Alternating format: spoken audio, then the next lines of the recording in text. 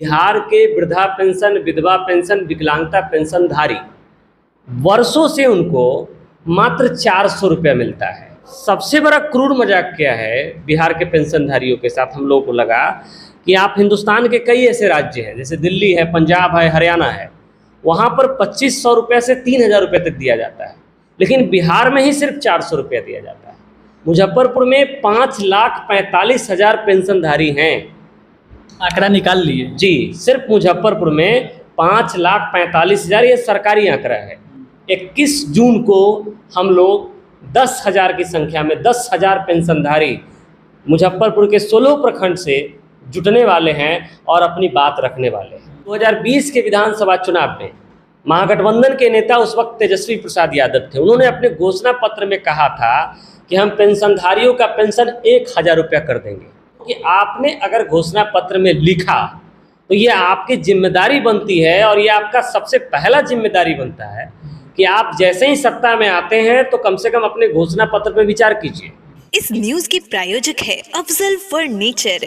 विगत 2-3 महीने पहले मुजफ्फरपुर में एक राजनीतिक दल का उदय हुआ, जिसके बाद से दल के जो भी सक्रिय साथी थे, सक्रिय लोग थे, वो लगातार लोगों के बीच में जाकर के एक आंदोलन की रूपरेखा तैयार की है। आंदोलन की रूपरेखा तैयार करने के क्रम में मुजफ्फरपुर जिले के विभिन्न प्रखंडों में लोगों के साथ बैठ करके विचार विमर्श किया गया और कई विभिन्न मुद्दे हैं, सामाजिक मुद्दे हैं, उनको लेकर के 21 जून को मुजफ्फरपुर समाहरणालय में विशाल धरना प्रदर्शन करने की आयोजन बनाई जा रही है। पार्टी गरीब जनता पार्टी लोकतांत्रिक है और उनके नेता है दीनबंधु क्रांतिकारी जी। हालांकि पहचान के मोहताज नहीं है, काफ़ी पुराना चेहरा है। दीनबंधु जी, नई पार्टी का उदय हुआ मुजफ्फरपुर में और अब प्रक्रिया चल रही है, बड़ी आंदोलन 21 जून को करना है। क्या कुछ रूपरेखा अब तक बन पाई है और क्या कुछ रूपरेखा पर काम जारी है? देखिए, स्वाभाविक रूप है कि इससे है कि हम लोग जब राजनीति में हैं तो मुद्दों की बात करनी पड़ती है और लोगों का लड़ाई जब तक नहीं लड़ेंगे, लोगों के बीच में जो है वो जगह नहीं बन पाएगा।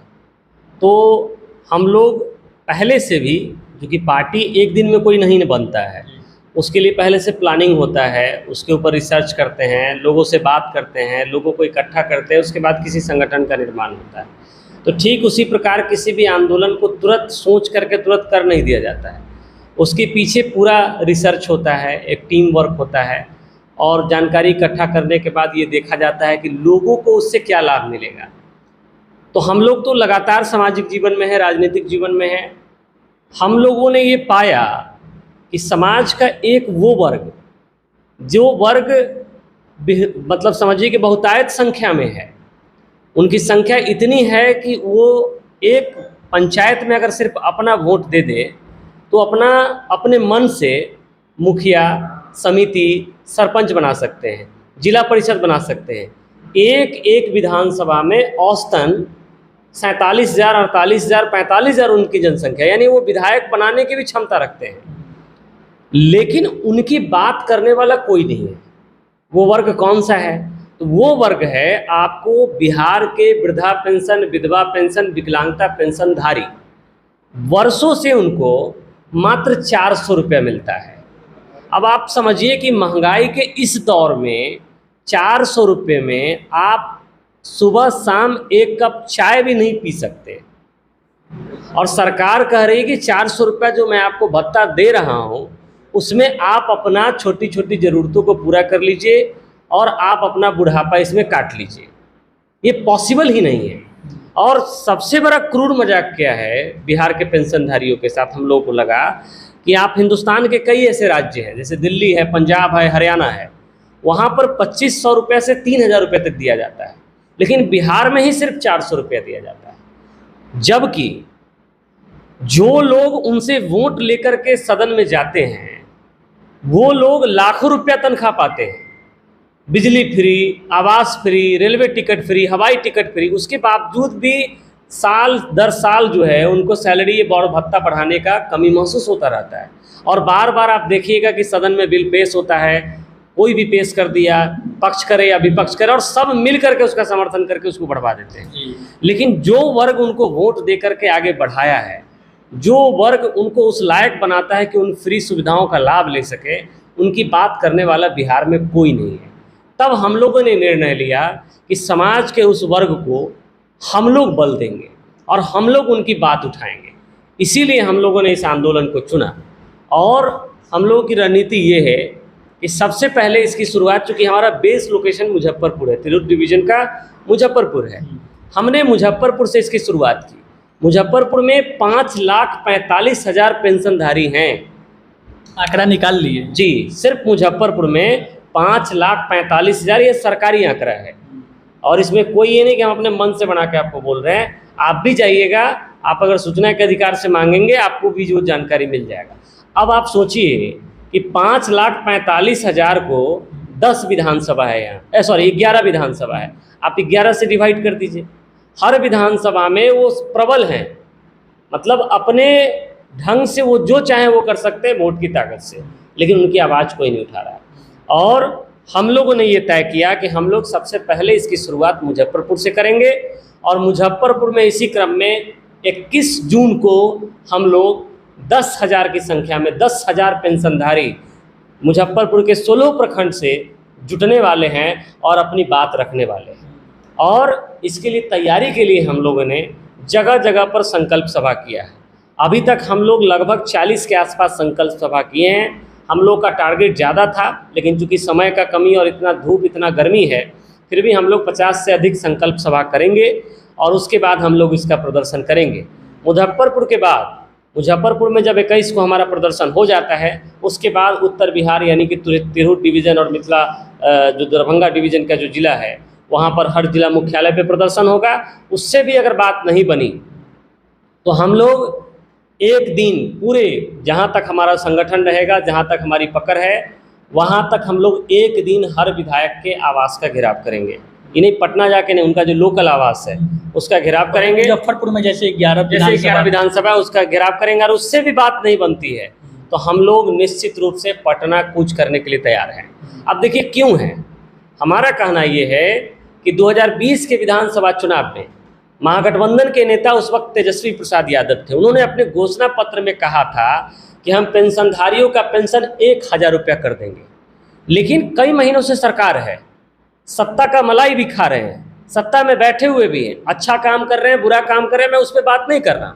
मैं बात कर रहा हूँ कि आपने अगर घोषणा पत्र में लिखा तो ये आपकी जिम्मेदारी बनती है, और ये आपका सबसे पहला जिम्मेदारी बनता है कि आप जैसे ही सत्ता में आते हैं तो कम से कम अपने घोषणा पत्र पर विचार कीजिए और घोषणा पत्र में जो आपने लिख के दिया उसको लागू करिए। तो तेजस्वी प्रसाद यादव जी भी एक प्रकार से बिहार के पेंशनधारियों के साथ छलावा कर रहे हैं, और इन लोगों को अभी तक इनकी ताकत का अंदाज़ा नहीं है।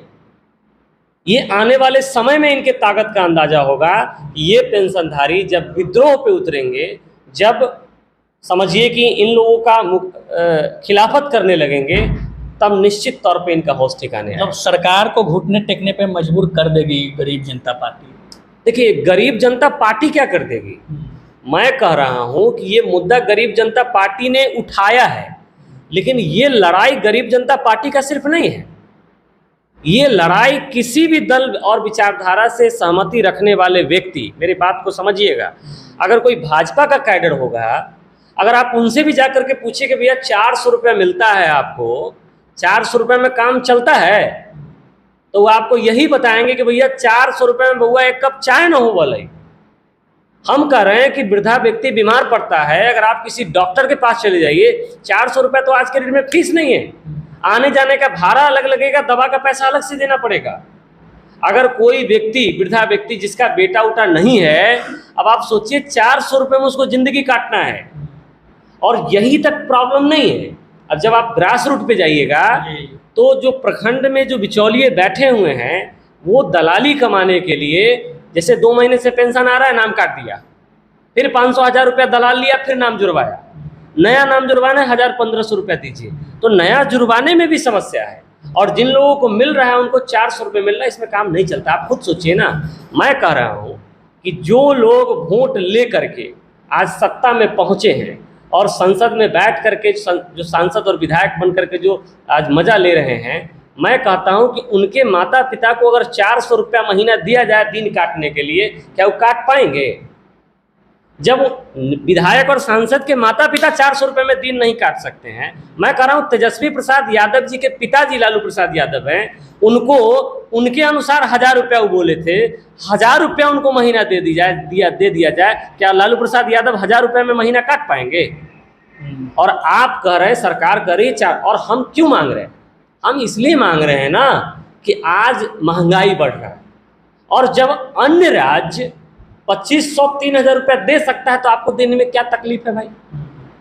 जब विधायक सांसद का हर साले भत्ता बढ़ सकता है तो पेंशनधारियों का क्यों नहीं बढ़ सकता है?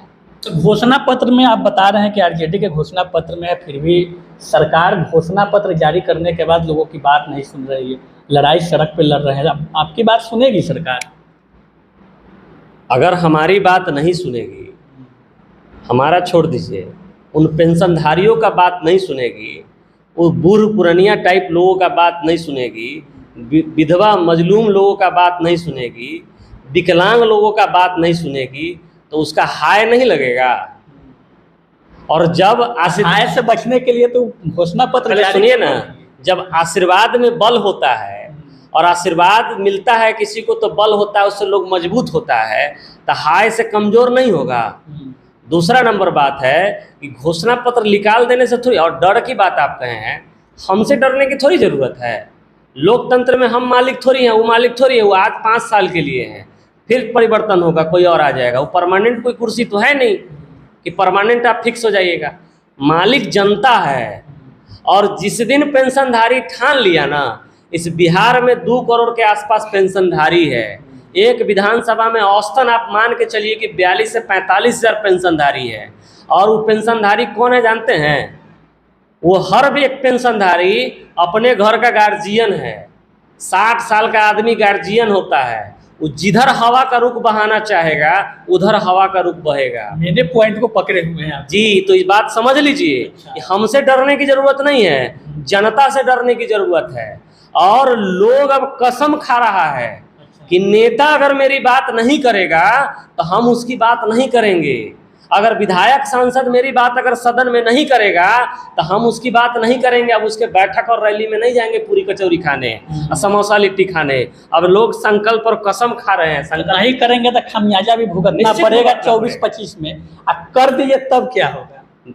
कर दिए तो स्वागत है। तो फिर आपका क्या होगा एजेंडा? देखिए, मेरा एजेंडा क्या है? मेरा एजेंडा ये नहीं है कि हम राजनीति में आए और हम सदन में जाएं, हम भी सुख सुविधाओं का लाभ उठाएं। मेरा एजेंडा साफ है कि हम लोगों का कल्याण चाहते हैं, जनता का जो समस्या है उसका समाधान चाहते हैं, उनका जो मुद्दा है उसको उठाना चाहते हैं और उसका समाधान करवाना चाहते हैं, चाहे उस सदन में जा करके हो या रोड पर संघर्ष करके हो। हमारा तो यही काम है। संघर्ष के बदौलत जो मुद्दे को आप काम कर रहे हैं वो पूरा होगा, निश्चित होना है। चलिए, तो दीनबंधु क्रांतिकारी हैं और गरीब जनता पार्टी का 21 जून को मुजफ्फरपुर समाहरणालय में विशाल धरना प्रदर्शन है। 10,000 लोग जुटाने की बात दीनबंधु क्रांतिकारी कह रहे हैं, और जिनकी लड़ाई लड़ रहे हैं वो अपने घर के गार्जियन है। वास्तविकता यही है।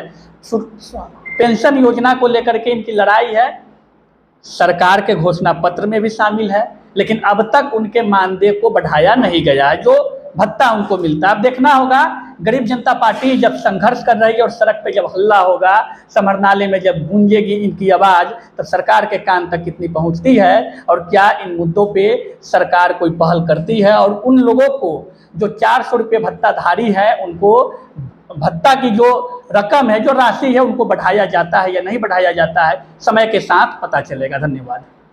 शादी का फर्नीचर सेट सिर्फ 34,500 से स्टार्ट। विशेष जानकारी के लिए अफजल फर्नीचर के यूट्यूब चैनल पे विजिट करें।